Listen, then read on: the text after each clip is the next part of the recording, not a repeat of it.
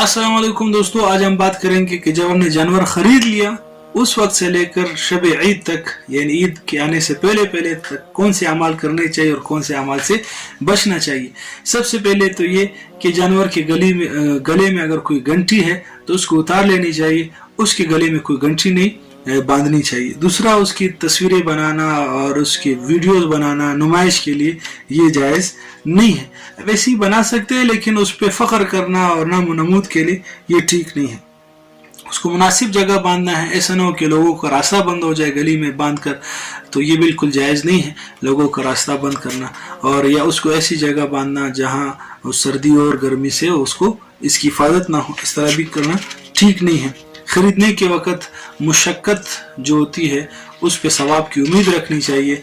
बार बार लोगों को ये कहना कि बहुत थक गया, आज पूरा दिन ज़ाया हो गया, बर्बाद हो गया, इतना थक गया, इतनी गर्मी थी, ये ठीक नहीं है। इससे वो सारा अजर ज़ाया हो जाता है।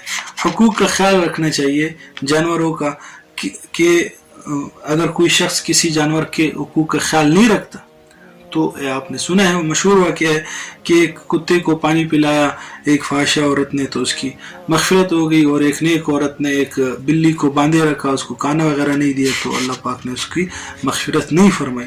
तो आप सल्लल्लाहु अलैहि वसल्लम ने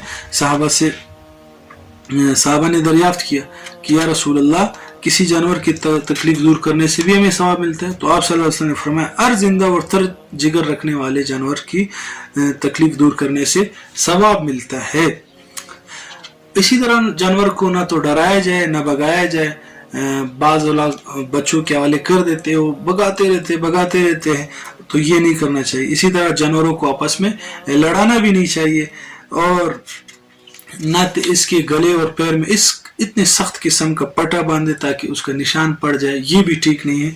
इस तरह भी नहीं करने चाहिए। एक साहबी एक ऊंट था, आप सल्लल्लाहु अलैहि वसल्लम ने जब गए उनके पास तो ऊंट ने आप सल्लल्लाहु अलैहि वसल्लम से शिकायत फरमाई।